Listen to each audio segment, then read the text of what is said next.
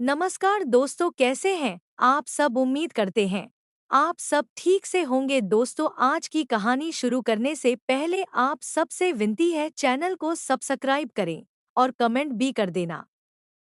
दोस्तों, जब कोई नया पुलिस अधिकारी ड्यूटी ज्वाइन करता है तो उसकी कोशिश रहती है वह अपने सीनियर्स को वो दिखाए कि वो कितना काबिल है, अपने काम को अच्छी तरह से कर सकता है। ऐसा ही केस है मैं भी हुआ दोस्तों। पुलिस ने लापता समझकर केस बंद कर दिया था। 4 साल बाद हुआ हिला देने वाला खुलासा। दोस्तों, हमेशा की तरह हमारी आज की कहानी भी बिल्कुल सच्ची है, मगर कहानी बिल्कुल फिल्मी लगती है। वो कैसे? दरअसल लगभग 4 साल पहले गाजियाबाद में एक व्यक्ति अपने भाई कर्मवीर की किडनैपिंग की रिपोर्ट दर्ज करवाता है। पुलिस महीना तक खाक शांति है, मगर करमवीर का कोई आता पता नहीं चलता है। ठहर कर पुलिस भी केस बंद कर देती है, लेकिन 4 साल बाद शहर में नए पुलिस अधिकारी आते हैं। वह केस की फाइल खुलवाते हैं। जो सॉल्व नहीं हुआ है उसमें से एक फाइल करमवीर की भी होती है। केस की फिर से जांच शुरू होती है और इस जांच के बाद एक हिला देने वाला खुलासा होता है। तो आखिर यह खुलासा क्या था और इस केस को सॉल्व करने में पुलिस की मदद किसने की? कहानी बिल्कुल फिल्मी लग रही। इस कहानी का सच में एक मशहूर बॉलीवुड फिल्म से कनेक्शन भी है। आगे कहानी की शुरुआत करने से पहले अगर आपने अभी तक इस चैनल को सब्सक्राइब नहीं किया है तो जल्दी से चैनल को सब्सक्राइब कर लीजिए। अब कहानी शुरू करते हैं। ये कहानी गाजियाबाद के नंदग्राम थाना क्षेत्र के अंतर्गत आने वाले सिख रोड नाम के गांव में रहने वाले करमवीर उर्फ पप्पू नाम के शख्स की है। गांव में करमवीर के पास काफी सारी जमीन थी जिसमें वह खेती करता था। करमवीर के परिवार में उसके अलावा भाई और पत्नी थी। पत्नी की तबीयत हमेशा खराब ही रहती थी। करमवीर अपनी पत्नी का लगातार इलाज भी करवाता था, मगर एक समय बाद पत्नी की मौत हो जाती है। पत्नी की मौत के बाद करमवीर काफी अकेला हो जाता है। करमवीर की हालत को देखते हुए कुछ लोग उसे फिर से शादी करने की सलाह देते हैं। लोगों की सलाह मानते हुए करमवीर भी दूसरी शादी के लिए तैयार हो जाता है और वो अपने लिए लड़की की तलाश में लग जाता है। कुछ दिनों बाद करमवीर के पास सुहानी नाम की एक महिला का रिश्ता आता है। सुहानी की उम्र यही कोई 35 से 36 साल थी और उसके पति की भी मृत्यु कुछ ही समय पहले हुई थी। पहली शादी से सुहानी की एक बेटी भी थी। करमवीर को यह रिश्ता अच्छा लगता है और सभी बातें तय करने के बाद वो सुहानी करमवीर से 2015 में शादी कर लेता है। इतना ही नहीं कि बेटी को भी अपनी बेटी की तरह स्वीकार करता है। शादी के बाद दोनों खुशी खुशी रहने लगते हैं और शादी के बाद सुहानी एक बेटे को भी जन्म देती है। यहाँ तक परिवार में सब कुछ ठीक ठाक ही चलता है। हालांकि बीच बीच में आम परिवार की तरह करमवीर के परिवार में भी कभी करमवीर की लड़ाई पत्नी से हो जाती थी, मगर दोनों का रिश्ता चल रहा था। समय बदलते हुए अब ए चुका था साल 2018। सुहानी और करमवीर की शादी को 3 साल से ज्यादा हो गए। अब इन दोनों के रिश्तों में वो पहली वाली बात नहीं रह गई थी, बल्कि अक्सर इन लोगों में लड़ाइयाँ होने लगी थी। साथ ही करमवीर कभी कभी बहुत ज्यादा नशा करके घर भी आने लगा था। करमवीर अपने घर की जिंदगी से परेशान था, इसलिए नशा करने लगा। अभी यह सब चल ही रहा था कि 28 सितंबर 2018 को सुहानी करमवीर की पत्नी नंदग्राम पुलिस स्टेशन में जाकर अपने पति के गायब होने की रिपोर्ट दर्ज करवाती हैं। रिपोर्ट में लिखवते हैं कि रात भर करमवीर घर नहीं आए हैं। हम लोगों ने उन्हें ढूंढने की कोशिश भी की, मगर उनका कहीं आता पता नहीं चल रहा है। रिपोर्ट दर्ज होते ही नंदग्राम पुलिस करमवीर की तलाश में लग जाती है। पहले तो घर वाले और पड़ोसियों के बयान लिए जाते हैं, मगर कहीं से भी करमवीर का पता नहीं चलता है। अगले कई दिनों तक पुलिस करमवीर तलाश में लगी रहती है, मगर कहीं उसका पता नहीं चलता है। पुलिस जांच के दौरान ही करमवीर का भाई गांव के ही कुछ लोगों पर अपने भाई के किडनैप करने का शक जाता है। पुलिस उसे एंगल से भी जांच करती है और जिस पर करमवीर के भाई ने अपहरण का आरोप लगाया था उससे भी पुलिस पूछताछ करती है मगर पुलिस को एक भी सबूत नहीं मिल पाता है। अंत में कई हफ्तों की जांच के बाद पुलिस कोर्ट में फाइनल रिपोर्ट पेश करते हुए केस की जांच बंद कर देती है और इस केस को ही बंद कर दिया जाता है। बहुत समय के साथ लोग करमवीर को भुला देते हैं और अपनी अपनी जिंदगी में आगे बढ़ जाते हैं। इस तरह की इसको बंद हुए 2022 में 4 साल से ज्यादा हो जाते हैं।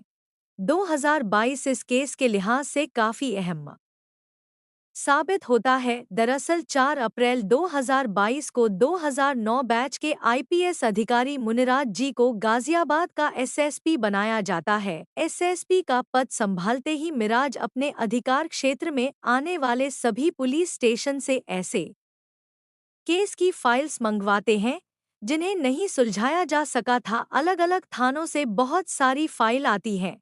उनमें एक फाइल नंदग्राम पुलिस स्टेशन से करमवीर की भी होती है। करमवीर की फाइल देखने के बाद एसएसपी मुनिराज इस केस को सॉल्व करने में गाजियाबाद क्राइम ब्रांच की भी मदद लेते हैं और इस केस को सॉल्व करने की जिम्मेदारी गाजियाबाद क्राइम ब्रांच के प्रभारी अब्दुल रहमान को सौंपते हैं।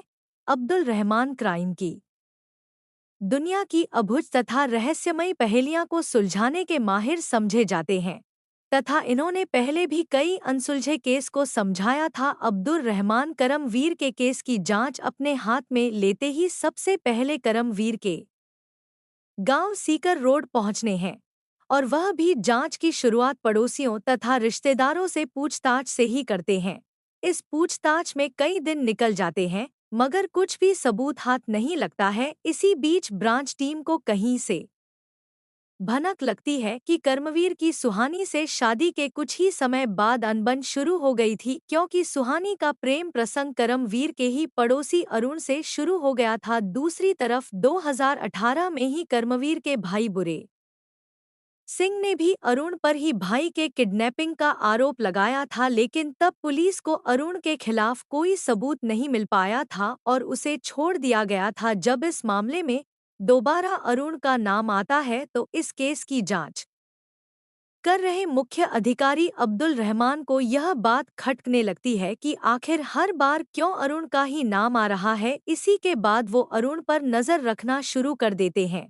साथ ही वह अरुण से जुड़ी छोटी से छोटी जानकारी को जुटाने में लग जाते हैं। जांच पड़ताल के दौरान ही पता चलता है कि मारे हुए शख्स करमवीर की पत्नी सुहानी अभी भी इस घर में रहती है और उसकी जो बेटी थी वह अब 16 साल की हो चुकी है। वह पास में ही एक ब्यूटी पार्लर में काम करती है। इसके उसका एक छोटा बेटा भी है। अब मामले की जांच कर रहे अधिकारी को लगता है कि इस पूरी जांच में सुहानी की बेटी एक अहम कड़ी साबित हो सकती है और शायद वो कुछ ऐसी जानकारी दे सकती है जिससे इस केस को सुलझाने में मदद मिल सकती है। इसी के बाद एक दिन जब सुहानी की बेटी काम पर जा रही होती है तभी रास्ते में रहमान उसे रोकते हैं और उससे करमवीर के बारे में पूछताछ शुरू कर देते हैं।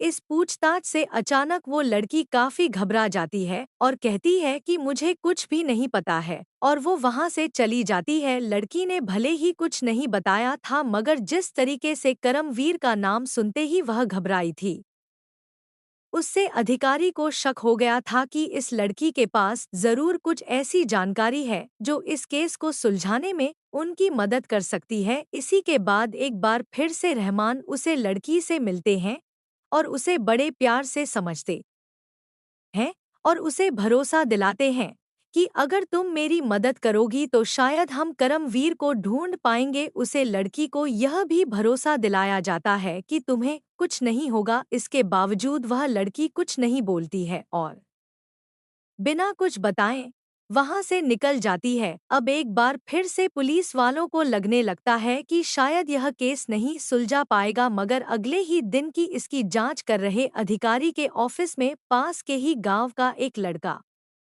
आता है और वो कहता है कि करमवीर के गायब होने से कुछ महीने पहले करमवीर और उसकी पत्नी सुहानी की काफी लड़ाई हुई थी। इस लड़ाई की वजह ये थी कि करमवीर ने अपने पड़ोसी अरुण के साथ सुहानी को आपत्तिजनक हालत में पकड़ लिया था। इतना ही नहीं, करमवीर के गायब होने के बाद भी अरुण और सुहानी को गांव के कुछ लोगों ने चोरी छिपे मिलते हुए देखा था। शायद सुहानी और अरुण ने ही मिलकर करमवीर को गायब किया होगा। यह तीसरी बार था जब किसी ने जांच कर रहे अधिकारी के सामने अरुण का नाम लिया था। अब जांच अधिकारी ने तय किया कि अरुण और सुहानी के साथ पावर से पेश आएंगे। से अरुण तथा सुहानी से पूछताछ करने का फैसला करते हैं और अचानक जाकर दोनों को उठा लेते। पहले तो दोनों पुलिस को गुमराह करने की कोशिश करते हैं, मगर जब पूरी तरह से सख्ती के साथ अरुण से पूछना शुरू होती है तो आखिरकार अरुण पुलिस वालों की शक्ति के आगे टूट जाता है और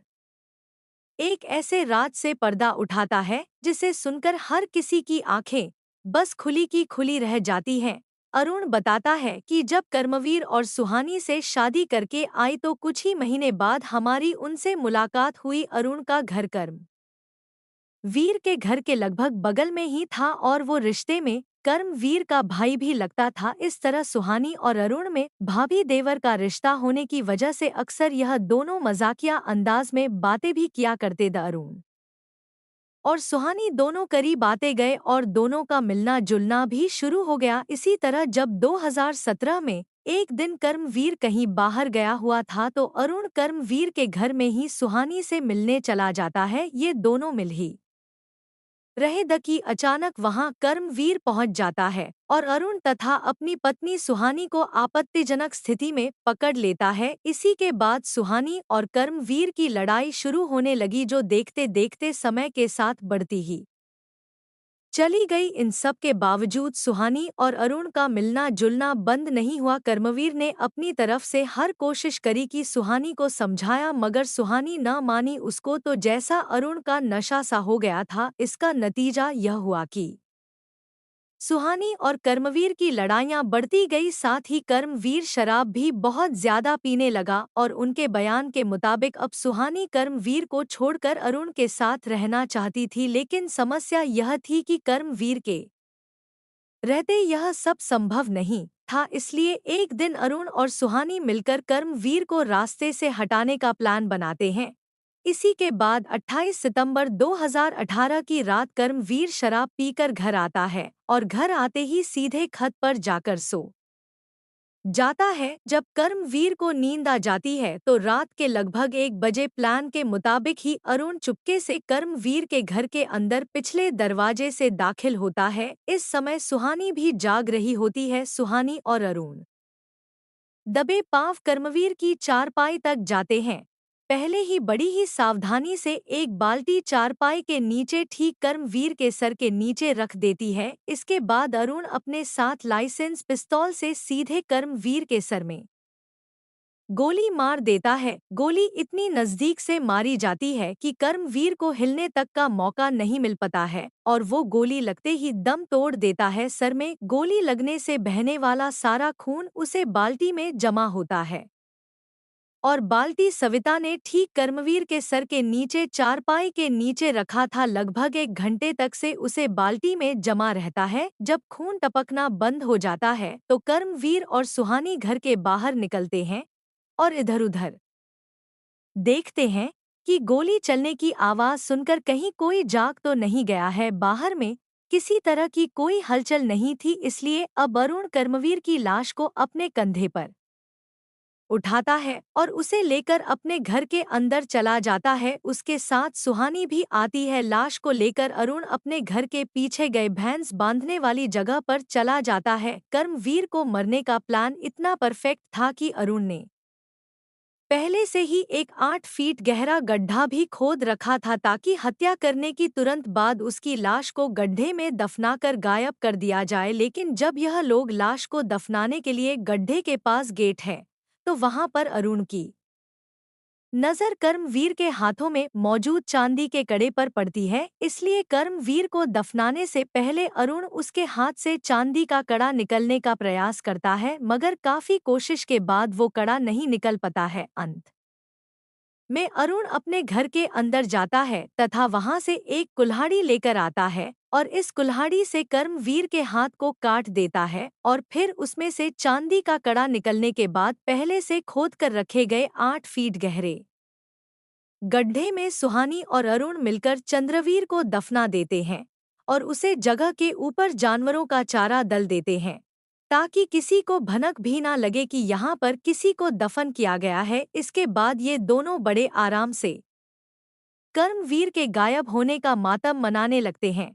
प्लान के मुताबिक अगले दिन सुहानी पुलिस में जाकर पति के गायब होने की रिपोर्ट दर्ज करवाती है ताकि किसी को भी शक उसे पर ना हो। शुरुआती जांच में अरुण का नाम आने के बाद उससे पूछताछ भी होती है, मगर पुलिस को भी वह यकीन दिलाने में कामयाब हो जाता है कि कर्मवीर के बारे में उसे कोई जानकारी नहीं है। जिस जगह पर सुहानी और अरुण ने कर्मवीर को दफनाया था उसे जगह पर पहले अरुण की काव तथा भैंस बंधा करती थी, मगर कर्मवीर को वहां पर दफनाने के कुछ ही समय बाद अरुण वहां पर एक दो मंजिला घर बना लिया है। घर का नक्शा इस तरीके से बनवाया गया था कि जहां पर कर्मवीर को दफनाया गया था उसे जगह पर एक बड़ा सा कमरा बनता है। घर के बन जाने के बाद कमरे की फर्श को पक्का करवाता है और उसी कमरे में अरुण अपना बेड भी लगता है और वहीं रहना शुरू कर देता है और बड़े आराम से 4 साल तक कर्मवीर की लाश के ऊपर चयन की नींद सोता है। अरुण के इस खुलासे के बाद पुलिस सीधे अरुण के घर पर जाती है तथा वहां पर अरुण की निशानदेही पर गड्ढा खुदवाया जाता है। खुदाई के बाद वास्तव में 8 फीट की गहराई पर मानव कंकाल मिलते हैं। कर्मवीर के शरीर के अवशेष को बरामद करने के बाद पुलिस अरुणा तथा सुहानी की निशानदेही पर हत्या में इस्तेमाल किए गए बंदूक इकट्ठा करने के लिए इस्तेमाल निकलने के लिए हाथ काटने में इस्तेमाल की गई कुल्हाड़ी को भी बरामद कर लेती है। जब पुलिस दोनों कातिलों से पूछती है कि आखिर तुम्हें लाश को इस तरह गायब करने का आइडिया कहां से आया, तो अरुण जवाब देता है कि मैंने एक फिल्म देखी थी जिसने फिल्म का हीरो लाश को गायब करने के लिए लाश को पास में ही बन रहे पुलिस स्टेशन की नई बिल्डिंग के बेसमेंट में छिपा देता है। फिर पुलिस काफी कोशिशें के बाद भी उसे लाश को नहीं ढूंढ पाती है। बस उसी से प्रेरणा लेते हुए हमने भी लाश को अपने घर में ही छुपा दिया और उसके ऊपर पक्का घर बनवा दिया था ताकि कभी भी पुलिस लाश को ना ढूंढ पाए। कर्मवीर के कातिल ने लाश को इस तरह गायब करने वाला ये सीन किस फिल्म में देखा होगा, उसे फिल्म का नाम कमेंट बॉक्स में ज़रूर बताएं। अगर आपको वो सीन याद रहा होगा तो इस केस का बॉलीवुड फिल्म से कनेक्शन भी समझ में ही गया होगा। पुलिस ने इस पूरे केस का खुलासा नवंबर 2022 को किया है। कहानी अभी खत्म नहीं हुई। एक सवाल अब भी आपके दिमाग में घूम रहा होगा कि आखिर वो लड़का कौन था जिसने पुलिस के पास आकर अरुण और सुहानी के बारे में बताया और क्यों बताया। चलिए इसका भी जवाब हम आपको बता देते हैं। जब इस पूरे मामले के मुख्य जांच अधिकारी अब्दुल रहमान सुहानी की बेटी को दूसरे दिन बैठकर काफी देर समझते हैं और उससे इस केस से जुड़ी जानकारी निकलवाने की कोशिश करते हैं, तो भले ही वह लड़की पुलिस वालों को कुछ नहीं बताती है, मगर घर जाकर वो अपने बॉयफ्रेंड को पुलिस द्वारा रोके जाने तथा कर्मवीर के बारे में पूछताछ किए जाने के बारे में बताती है। यहाँ बॉयफ्रेंड कहता है कि अगर तुम्हें कुछ सच्चाई पता है तुम मुझे बताओ। इस पर वो लड़की बताती है कि जिस दिन पिताजी गायब हुए उसी रात जब मैं सो रही थी तो अचानक जोर की आवाज सुनाई दी जिससे मेरी नींद खुल गई और जब मैं अपने कमरे से बाहर देखने लगी तो मैंने देखा कि सुहानी और अरुण एक साथ दौड़ते हुए घर से बाहर निकल रहे। मुझे पूरा शक है कि कहीं ना कहीं अरुण और मेरी मां ने ही कर्मवीर को गायब किया है। मैंने इस बारे में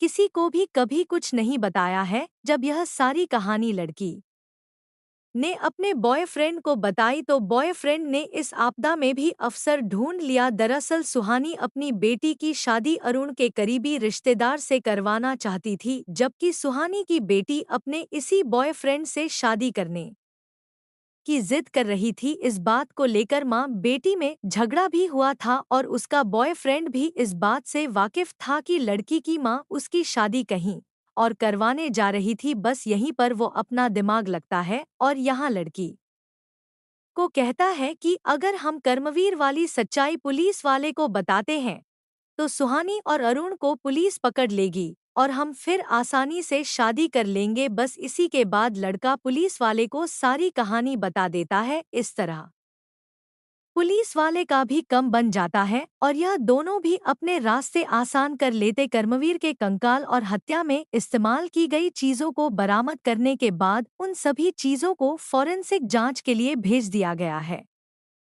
साथ ही सुहानी और अरुण को भी गिरफ्तार करने के बाद जेल में डल दिया गया है, जहां वो दोनों अपने किए की सजा का इंतजार कर रहे हैं। आपको हमारी मेहनत पसंद आई हो तो इस वीडियो को लाइक करते हुए शेयर भी जरूर करें, ताकि बाकी लोग भी इस हैवानियत भारी कहानी को जान सके। अगर आपने अब तक इस चैनल को सब्सक्राइब नहीं किया है तो जल्दी से चैनल को सब्सक्राइब कर लीजिए, साथ ही बेल आइकन दबाकर नोटिफिकेशन भी ऑन कर लीजिए ताकि जब हम नई वीडियो अपलोड करें तो उसकी जानकारी आपको तुरंत मिल जाए। धन्यवाद।